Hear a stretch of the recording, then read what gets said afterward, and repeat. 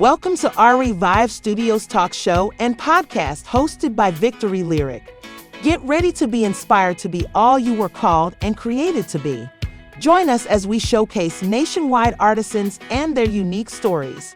This is your opportunity to explore creativity with diverse crafts, recipes, and tutorials with practical tips for unleashing your artistic side. Let's get ready for spiritual upliftment, healing stories, miracles, and divine goodness. Get ready for an amazing segment of ArieVive Studios talk show and podcast with host Victory Lyric. Welcome to ArieVive Studios. I am so excited about our guest today. You guys, I met the most amazing artist, and it was out at the Arts Goggle in Fort Worth a couple months ago, and his name is Donny Fencer. Here he is. He's absolutely wonderful. Hey, he is a pencil artist. He draws the most amazing things, and I immediately bought a piece and then invited him to the show. I was so excited. I could not even wait to have him on our show. So thank you and welcome. Thank you very much, Victory. I really appreciate you having me. It's a great opportunity, and it was a pleasure chatting with you at Goggle. It was a great event, so it was fun. It was a fun time. Yeah, there were like, I don't even know, hundreds of artists probably. So they had 1,000 artists there that day. And I was like, there's so many people, there's so many artists. People, by the time they got to me, they were just like trying to figure out where the end was. So I was pulling people in, trying to showcase, the artwork, and it was fun. It was a really good time. So 1,000 artists. This one was my favorite. So pay attention. It matters. Yeah. Well, thank you. Thank you very much. But I will say that the reason that Donny really stood out to me is because, first of all, his heart for people, just talking with people and loving all the people that came by and just telling the stories. But also I got to thinking when I was in that booth, like, oh my gosh, this amazing art. And he's got an entire business out of it.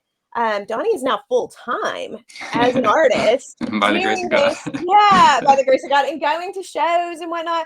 And it was all done, I mean, this is a pen, but with one single pencil. I mean, come on, Donny, for real. I mean, you built an entire life for your family with a single pencil. I mean, talk about using what God placed in your hand. That is amazing. So I was so inspired by that. No, thank you very much. Tell us a little bit about how you got started and maybe a little bit about how you ended up, being able to produce art for a living. That's a wonderful opportunity. Yeah, absolutely.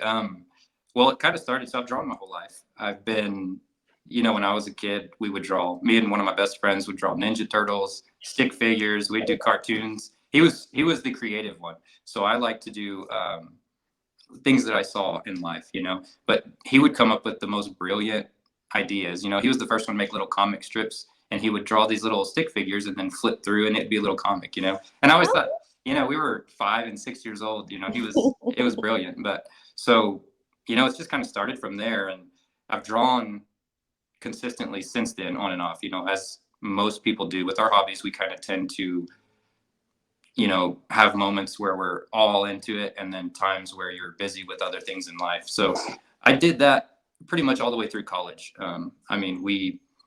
I never considered it so much as a career. I didn't know that was really an option. It was kind of always a dream. And I think it was, I started to kind of see that more and more, the older I got and started seeing other people succeed in those kind of areas, I started to see it as something possible. But whenever me and my wife found out we were having our son, I thought, man, I got to make some extra money, as most people probably do. I was like, we were both working full time, and I just started drawing and started doing little commissions here and there, and it started getting busier and busier, and it took off. And now here we are. At some point, I was working full time and decided to we were so busy with commissions and art festivals and things like that, we decided to go for it. Wow, that's exciting. And I remember you mentioned that you left a job that was stable in order Yeah. to kind of step out there and go for your dream and follow what God had placed in your heart. So Mhm. that took some bravery, I'm sure. Oh, it took a lot. I mean, and my wife had been encouraging me up to that point, listen to your wives, it's like I was always more hesitant because I was like, man, the stability of the job. I had a really good job. It was a great company. It was owned by three brothers, and they were just great guys. They took care of their employees, and so it was hard to leave that environment as well. But I just kind of had this feeling that I needed to use one of the gifts that I had.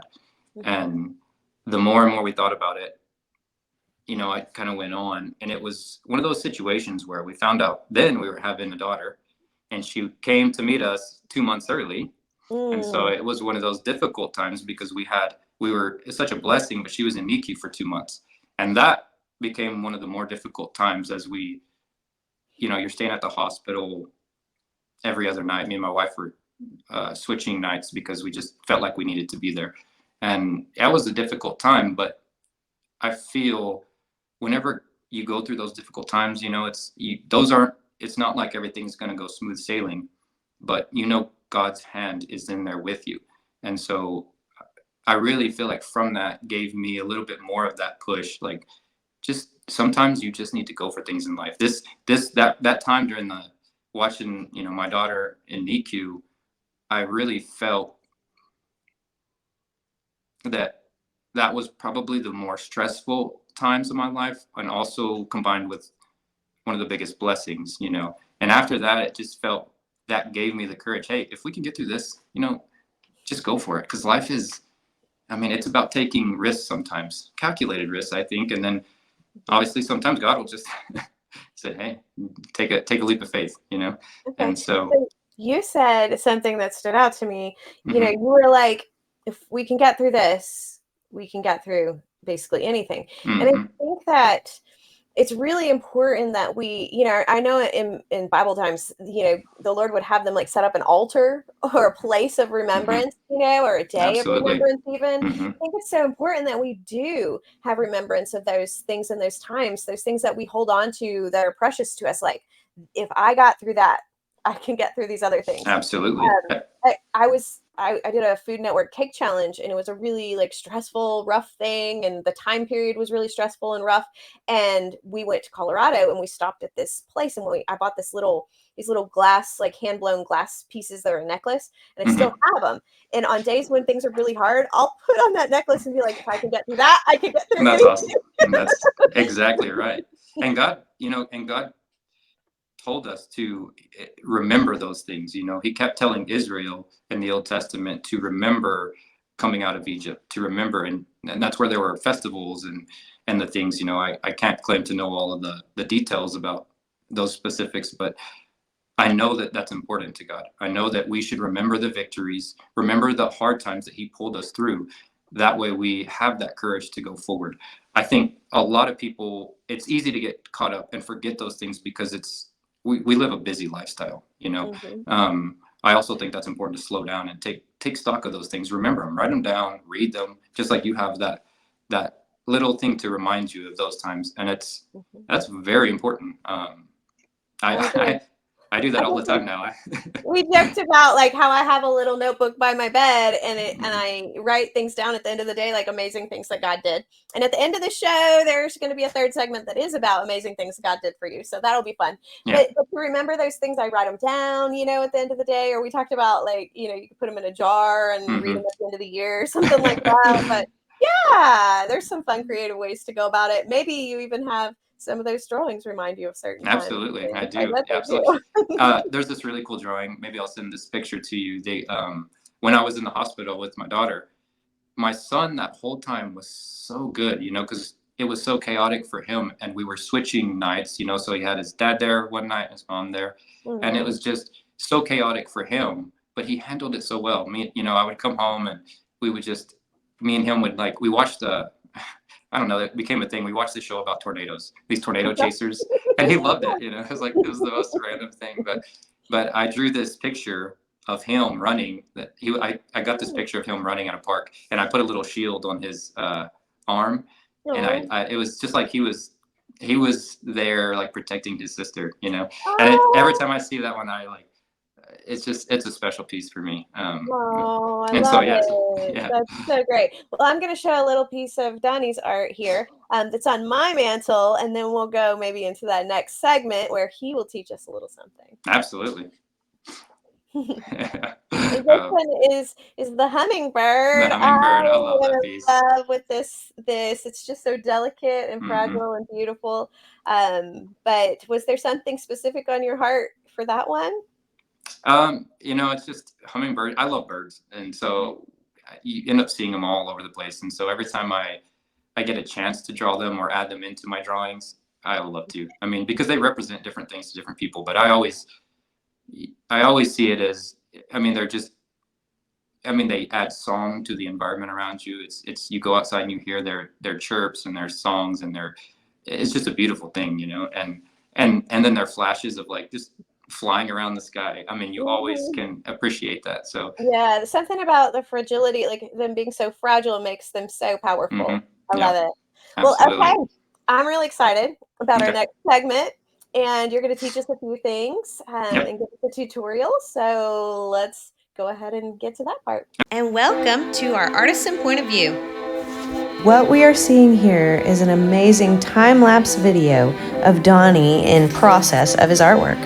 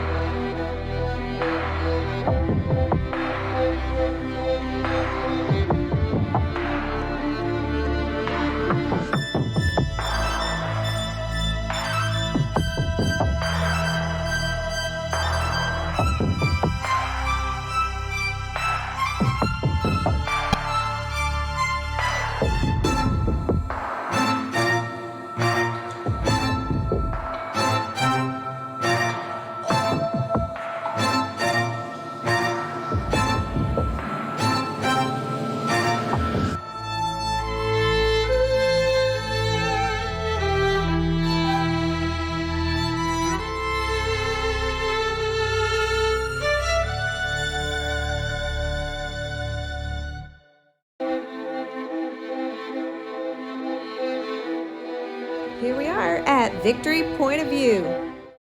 Well, okay, guys, we are to my very favorite part of the show.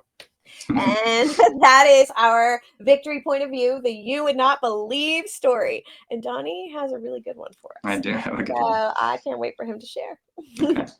Well, so we always go through times of testing, of trial, you know, and this, especially when you're going out full time, you know, you start counting on, especially as a full-time artist, and I'll say this for other artists out there, art festivals, art shows, little pop-ups in there, start getting into those, because those are the place where you'll grow the most in areas that you need to grow. You're out there in front of people, you can draw in front of people, but when you start going full-time, those are a great source of income. And then you'll have a lot of people come up there and support artists. I mean, you go to art festival, people are going to be buying art, they're going to be checking out your art, they're going to be just, you know, it's just a great atmosphere for artists and people that love art. But this one particular time, I remember we were having a struggle financially, and we had a big art festival coming up, and me and my wife both knew we needed a good art festival. You know, it was just one of those hard times, and I went there, I set up, and it was one of these days where you almost felt like you can get into your mind, and you felt like things are maybe not going the way you wanted them to. I told you about I got there, and it was just the craziest thing. I drove all the way there. It was about an hour and a half drive from my house. I had all my stuff loaded in, and I get there and I pull up to the curb to unload all my stuff, set up my tent, all these things. And I noticed my tire is almost flat. And I'm thinking to myself, well, that's not good. How am I going to, you immediately get into this negative headspace. But it's amazing because right then, it's right as that happened there, this other artist that I had befriended, just casually talking to him, he just whips out this little handheld air purifier. And I was like, God, it's just funny how you try to get into your negative space and then God will answer the prayer. But that was just the start of the event.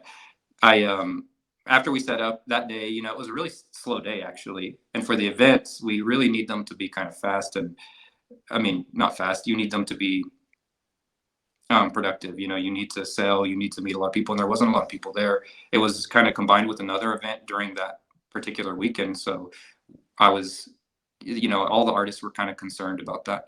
Mm-hmm. Anyway, it was a slow day. And then, so we did okay that day, but we needed a big day the next day. And I went home, told my wife, and we just prayed over it. And we're like, we're just going to leave it up to God. I went back the next day, and it was all day. There was hardly anybody come through my booth. There was a few people, but I didn't sell anything. And it was an hour left until the end of the show. And I'm just sitting there thinking, and, I would say I kind of got negative about it, but I'm also, I believe in God's sovereignty. And so I sat back and I just said, God, I had been praying all day as the day went on, and there was really not much foot traffic, hardly anything. I kept praying about it and saying, God, is this what I need to be doing? I kept saying, is this where I need to be? What do you have for me? What do I need to be doing? Do I need to keep doing this on the side and do something else? I mean, I just want to do the right thing for my family. I want to do what your will has for me. And I remember that wasn't much longer after I had prayed that prayer that this lady had emailed me, and she had been there the day before with her sisters. And she told me that there was this piece that she saw of mine that she just couldn't get off her mind. She said, whatever reason, she went home and she thought about it all night. And so she wanted to buy it. And I said, absolutely. Well, I emailed her back and said, it's still available. And she said, well, do you ship? And I said, well, I can ship it to you. Are you here in Dallas? I can, maybe we can arrange, you can come down here before the show's over. And she said, well, I'll be here for a couple of days, but then I'm heading back to her home state. So I said, and normally I wouldn't do this, but I thought, man, I'm just going to go drop it off. I don't like to ship things if it's close, because then I know for sure it's going to get there without any damage in the mail or anything like that. So I said, well, how about I just come drop it off? And so she said, okay, I'm staying at this place. And I went there. It was this parking garage. I loaded everything up. I had all of my stuff in the back of the vehicle. It took me a couple hours to get out of there. And then we went to I was in this parking garage in downtown, and I thought, what have I gotten myself into? Right. But anyway, it's in God's hands, so I went and I met this lady right inside the building and had her piece there, and she loved it, and then she took me, and she just kind of, it was one of those people that you just, right when you meet them, you feel the Holy Spirit, and she told me, she said, I don't know if you're a believer or not. She said, but I had it on my heart all night, and I cannot not do it, because I feel like God's telling me to tell you something. And I was standing there kind of dumbfounded at this point. And she said, God sees all the hard work that you do. He sees that you take care of your family, the way you treat them, the late nights of drawing. She says he said that you are a man of honor, and that you are using the gift that he gave you. And I mean, I was just, at this point, I had tears, I was like, I didn't even know how to take it. I was so taken aback. It was exactly the things that I had been praying about, And she also said, after that, she said that God also told me to pay you more for this piece than what you were asking for it. And so it was just, I know, yeah. And it was so, and I can't explain that feeling, I know God's sovereign, and he watches over us, and that feeling of just, being spoken like that life into me, and hearing those words, it was just, that whole drive home, I was like, I was just taken aback. I was trying not to call my wife because I wanted to tell her in person. So I was like, no, just focus on the road. Don't call. Yeah, that was so awesome. But I got home and told her, and we both just were, you know, in awe. And then after that, you know, you just see like how God will work things out, you know, and it was just such a beautiful moment. And that encouragement, God will give you those encouraging words, you know, when you earnestly seek him, you know, seek ye first the kingdom of God and his righteousness, and all things will be added unto you. I really firmly believe that, you know, when you know, nobody's, you know, we're not perfect about that. I'm definitely not perfect about that, but I do keep that in mind. And I'm trying to aim my life as much as I can. And when I aim, I try to put his will in that, you know. And I think that's anybody that's looking to use their gifts and do these things, like seek ye first, you know, seek his kingdom first, and lay it at his feet and say, this is what I want to do. I want your will to be done, though. How do I do it? Or what do I need to do? And he'll answer. I mean, it was crazy. It was the most peaceful drive home I've had from a festival. Well, except for that, I want to tell her. I know. Yeah, except, yeah. I was like, it was just, you know, it was awesome. And then we told my son, and it's funny how kids are, you know, we told my son, and my son's like, yeah, you know, he's like, yeah, of course God will answer your prayers. And I was like, oh yeah, that's the way to be. The faith of a child, right? I know. So I want to kind of revisit that little piece there. You know, this woman was brave enough to speak up and say what God had put on her heart. And I know for a fact it takes bravery to reach out sometimes and say to people, you know, the things that God places on your heart to share, even in encouragement, you know, because you're like, I don't know how they're going to take this. But really, you know, always go for that thing. When God places something on your heart to love and encourage someone else, you know, listen to that, because that Absolutely. could be the thing. I mean, that could have been the moment that kept you from quitting, you know. Absolutely. And she may not realize what a value that was, you know, to you and your family, but also, you know, to the kingdom of God and what you're doing. Absolutely. Yeah. And I will say, you know, when you have that on your heart, and she said that too, when we were talking, she's like, I didn't know what to say. I didn't know how to say it. She's like, but God kept telling me. And she's like, I did not want to go and feel like I didn't do what God told me to do. And I was amazed by that too. You know, the more the initial bravery thing was just the initial impact of what she said to me and spoken to me. You know, I thought that was what caught me initially, but then afterwards, and we're still in touch, by the way. I mean, yeah, absolutely. Yeah, I was like, we have to stay in touch, because I mean, but she, just that stepping out in faith and not worrying so much about how it's going to be received. I think we kind of get in our own heads about those things, and, you know, just her own bravery for doing that. That's something to admire, and also a lesson to learn for ourselves, you know? Exactly. Yeah, I've had those moments where it's like you keep feeling like you need to call this friend you haven't talked to in a while, and you make a phone call or a text, and you realize, oh my gosh, something just happened. Like, just my sister just died like this past weekend or whatever, and you're like, oh my goodness, thank goodness I listened and called her. You know, she was having a moment. That kind of stuff. I think that was the most recent one that happened, but you know, stuff like that, to where it's important that, you know, when God places something on our heart, that we are obedient and, you know, speak about it, you know, give that person a call, say what the Lord has encouraged you to tell them, you know, that kind of thing. Absolutely. Yeah, we never know what difference it'll make. So I have a question for you before we end our session here. Absolutely. Can you please say to our guest audience, you know, considering that, what kind of advice would you give somebody considering, you know, stepping out in their gifts, especially if they feel like maybe they don't have everything yet that they need? I mean, you started with one thing, one pencil, piece of yes, paper, and that, you know, and that is using, you know, our mina, or as you said to me the other day, a mustard seed. But you know, talk to our guest a little bit about that before we go. You know, because I think sometimes we stall because we don't think we have everything that we need. I might need expensive equipment, or, you know, we always just wait until life is perfect.